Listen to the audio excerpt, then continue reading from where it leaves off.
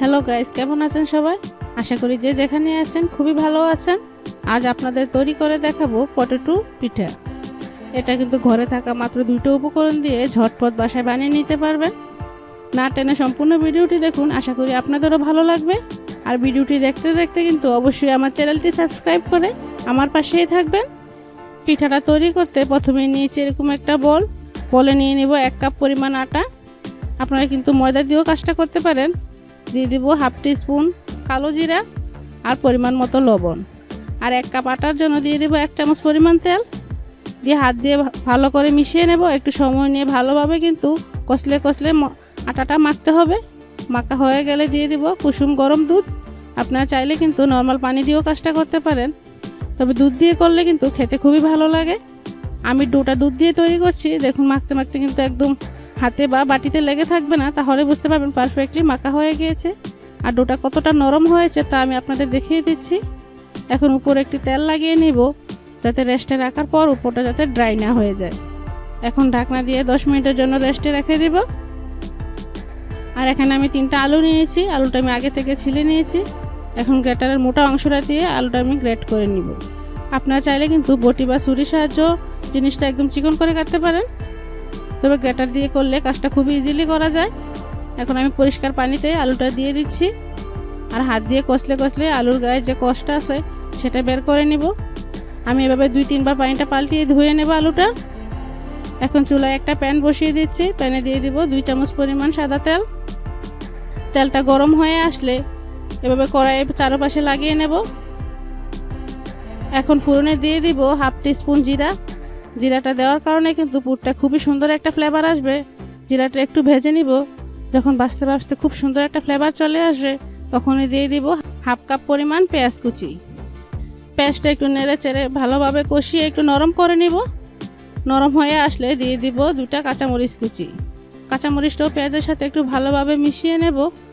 মিশানো হয়ে গেলে দিয়ে দিব গ্রেট করে রাখা আলুটা দিয়ে একটু ভালোভাবে নেড়ে চেড়ে কিন্তু তেলের সাথে মিশিয়ে নিতে হবে। দেখুন একটু ভালোভাবে তেলের সাথে আমি আলুটা মিশিয়ে নিচ্ছি। আর মিশানো হয়ে গেলে আমি এখানে কিছু মশলা অ্যাড করব। দিয়ে দেবো পরিমাণ মতো লবণ আর হাফ টিস্পুন হলুদ গুঁড়াটা দিয়ে একটু ভালোভাবে মিশিয়ে নেব। আপনারা চাইলে কিন্তু এখানে মরিচ গুঁড়ো অ্যাড করতে পারেন। যদি ঝাল বেশি খান তাহলে এখানে মরিচ গুঁড়ো অ্যাড করতে পারেন। এখন ঢাকনা দিয়ে ঢেকে 2 মিনিটের জন্য রেখে দিব। দেখুন 2 মিনিট পর ঢাকনাটা তুলে নিলাম। আবারও একটু নেড়ে চেড়ে মিশিয়ে নেব। আর খেয়াল রাখবেন নিচ থেকে যাতে লেগে না যায়। আবার একটু নেড়ে চেড়ে মিশিয়ে দিয়ে দিব একদম অল্প পরিমাণে চিনিটা দেওয়ার কারণে কিন্তু পুরো স্বাদটা খুবই ভালো আসবে। আর আলুটাও খুবই তাড়াতাড়ি সিদ্ধ হয়ে যাবে। চিনিটা দিয়ে মিশিয়ে আবারও ঢেকে দিব 2 মিনিটের জন্য। দেখুন 2 মিনিট পর ঢাকনাটা তুলে নিলাম। এখন দেখুন নিচ থেকে একটু লেগে আসতেছে। এখন দিয়ে দিব অল্প একটু পানি।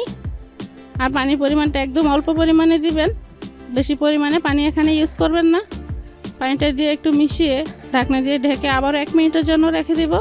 1 মিনিট পর ঢাকনাটা তুলে দিয়ে দিব হাফ টিস্পুন ধনে গুঁড়ি আর হাফ টিস্পুন গরম মশলা গুঁড়া। এতে করে আলুর পুরের মধ্যে কিন্তু খুবই সুন্দর একটা মাংসের ফ্লেভার চলে আসবে। এখন সবগুলো উপকরণ ভালোভাবে মিশিয়ে নেব। আর বন্ধুরা, এভাবে স্টেপ বাই স্টেপ যদি আপনারা মশলাটা অ্যাড করেন তাহলে কিন্তু পুরটা খেতে খুবই ভালো লাগবে। দেখুন ঢাকনা দিয়ে ঢেকে আবারও ঢাকনাটা তুলে নিলাম। নেড়ে চেড়ে নিচ্ছি। আর আলুটা আমার পারফেক্টলি কুক হয়ে গিয়েছে। এখন দিয়ে দিব 1 চিপ লেবুর রস। এখানে হাফ টিস্পুন লেবুর রস হবে। লেবুর রসটা দেওয়ার কারণে কিন্তু খুবই সুন্দর একটা ফ্লেভার আসবে। আর বাড়তি স্বাদের জন্য দিয়ে দিব ম্যাগি স্বাদে ম্যাজিক মশলা। আর যে কোনো মুদি দোকানেই আপনারা ম্যাগি মশলাটা পেয়ে যাবেন। ম্যাগি মশলা দিয়ে যে কোনো পুর তৈরি করলে খেতে কিন্তু খুবই ভালো লাগে। আর এই পর্যায়ে অবশ্যই লবণটা চেক করে নেবেন। দেখুন বন্ধুরা, 1 মিনিট পর আবার একটু মাঝখানে একটু সরিয়ে দিয়ে দিব একটা ডিমটা আপনারা এখনও না দিলেও পারেন, তবে দিলে খেতে খুবই ভালো লাগবে। আর ডিমটা কিন্তু অবশ্যই একদম লাস্ট পর্যায়ে দিবেন, তা না হলে কিন্তু ভাজতে ডিমটা শক্ত হয়ে যাবে। ডিমটা একটু আলুর সাথে ভালোভাবে ফেটিয়ে মিশিয়ে নেব। ডিমটা আলুর সাথে মিশানো হয়ে গেলে দিয়ে দিব কিছু ধনেপাতা কুচি। ধনেপাতা দেওয়ার কারণে কিন্তু পুরের মধ্যে খুবই সুন্দর একটা ফ্লেভার আসবে। ধনেপাতা দিয়ে বেশিক্ষণ নাড়াচাড়া করব না, অল্প একটু নেড়ে চেড়ে মিশিয়ে নামিয়ে নেব। আর পুরটা ঠান্ডা হতে থাকে, এর ফাঁকে আমি যে ডোটা তৈরি করেছি সেটা দিয়ে এখন পিঠা তৈরি করে নেব। দেখুন আমার ডোটা কিন্তু পারফেক্টলি সেট হয়ে গিয়েছে। এখন একটু হাতের সাহায্যে মেখে নিব। লম্বা একটা রোল করে ছোট ছোট করে লেচি কেটে নিব। আর আমি পিঠাগুলো এরকম ছোটো সাইজের তৈরি করব, তাই লেচিগুলো ছোট ছোট করে করছি। একটা লেচি হাতে নিয়ে এভাবে গোল শেপ দিয়ে নেব। এখন একটু আটার সাহায্যে বেলে নিব। আপনার চাইলে কিন্তু কাজটা তেল দিয়েও করতে পারেন, তবে আটা দিয়ে বেললে পিঠাটা পারফেক্টভাবে পাতলা করা যায়। আর আপনারা যদি তেল দিয়ে পারেন তাহলে তেল দিয়েও বেলে নিতে পারেন। এখন ছুরির সাহায্যে সাইডগুলো কেটে নিব। প্রথমে আমি 2 সাইড এভাবে কেটে নিব। দেখুন কাটা হয়ে গিয়েছে। এখন আমি মাঝখানে আলুর পুরটা দিয়ে দিচ্ছি। আলুর পুরটা দিয়ে এভাবে মাছ বরাবর ভাঁজ দিয়ে নেব। ভাঁজ দেওয়া হয়ে গেলে এবার সাইড থেকে একটু চাপ দিয়ে দিব, কারণ ভাজার সময় যদি পুরটা বেরিয়ে আসে, চাপ দিলে কিন্তু পুরটা সাইড থেকে বেরিয়ে আসবে না। আর যে বাড়তি অংশগুলো আছে সেটাও আমি ছুরির সাহায্যে কেটে সমান করে নিচ্ছি। এখন একটা কাঁটা চামচের সাহায্যে খুবই সুন্দর একটা ডিজাইন করে নিচ্ছে। এভাবে চাপ দিয়ে নেবেন, দেখবেন খুবই সুন্দর একটা ডিজাইন চলে এসেছে। খুব ইজিলি কিন্তু আপনারা এই ডিজাইনটা করে নিতে পারেন, দেখতেও কিন্তু খুবই সুন্দর লাগে। আর এটাকে একটু আকর্ষণীয় করানোর জন্য সাইডের যে অংশটা আছে সেটা দিয়ে এভাবে একটা গোল বল করে তৈরি করে নেব। বলটাকে আমি 2 ভাগে করে নিচ্ছি। আমি এখানে 2টা ফুল তৈরি করব, তাই 2টা বল তৈরি করে নিচ্ছি। দেখুন এভাবে আঙুলের সাহায্যে একটু চ্যাপটা করে নিচ্ছি। একটু ভার রেখে চ্যাপটা করবেন, আর ছুরির সাহায্যে এভাবে কেটে নিব সাইডগুলো। দেখুন বন্ধুরা সবগুলো এভাবে সাইডটা কেটে নিয়েছি। 2 আঙ্গুলে মাছ দিয়ে এভাবে একটু চাপ দিয়ে নেব, তাহলে কিন্তু খুবই সুন্দর একটা ফুলের ডিজাইন চলে আসবে। দেখুন খুবই ইজিলি কিন্তু আপনারা কাজটা করতে পারবেন। আমি 2টা ফুল তৈরি করেছি একটা পিঠার জন্য। আর একটা ব্যাটার তৈরি করে রেখেছি 1 কাপ আটা দিয়ে আর 1 চামচ পানি দিয়ে। ব্যাটারটা দিয়ে কিন্তু আমি ফুলটা সিল করে নিচ্ছি। ফুলটা মাছ বরাবর লাগিয়ে দেবো ব্যাটারটা লাগিয়ে, এতে করে কিন্তু ফুলটা আর খুলে যাবে না। পানি দিয়ে করলে কিন্তু ফুলটা খুলে যাওয়ার সম্ভাবনা থাকে। এখন উপরে কিছু ব্যাটার লাগিয়ে দিয়ে দিব কালো জিরা, এতে করে লোকটা খুবই সুন্দর আসবে। দেখুন আমি 2 ফুলের মাঝখানে একটু কালো জিরা দিয়ে দিচ্ছি, দেখতে কতটা সুন্দর দেখাচ্ছে। আর এই কাজটা কিন্তু আপনারা খুবই ইজিলি করে নিতে পারবেন। দেখুন খুবই ভালো লাগছে দেখতে। আপনারা কিন্তু বাসায় ঝটপট এই রেসিপিটা তৈরি করতে পারবেন। আর আমার ফুলটা কেমন হয়েছে তা অবশ্যই কমেন্ট করে জানাবেন। দেখুন সবগুলো তৈরি করা হয়ে গিয়েছে। এখন চলে যাব ভাজার প্রিপারেশনে। চুলায় আমি আগে থেকে তেল বসিয়ে রেখেছি। তেলটা এরকম হালকা গরম হয়ে আসলে পিঠাগুলো দিয়ে দিচ্ছি। পিঠাগুলো দিয়ে এবার উপরে ফুলের মধ্যে এভাবে চামচ দিয়ে তেল ছিটিয়ে দিবেন, এতে করে কিন্তু ফুলটা আর খুলে যাবে না, একদম পারফেক্টভাবে সেট হয়ে যাবে। এক পাশে এরকম কালার চলে আসলে অপর পাশে এভাবে চামচের সাহায্যে উল্টিয়ে দিচ্ছি। আর কাজটা কিন্তু একদম মিডিয়াম টু লো হিটে কাজটা করবেন, এতে করে উপরটা খুবই ক্রিস্পি হবে। দেখুন এভাবে উল্টে পাল্টে কিন্তু আমি ব্রাউন কালার করে ভেজে নিয়েছি। এখন আমি তেল ছেঁকে তুলে নেব। এত বেশি কালার করবে না, তাহলে কিন্তু খেতে তিতা লাগবে।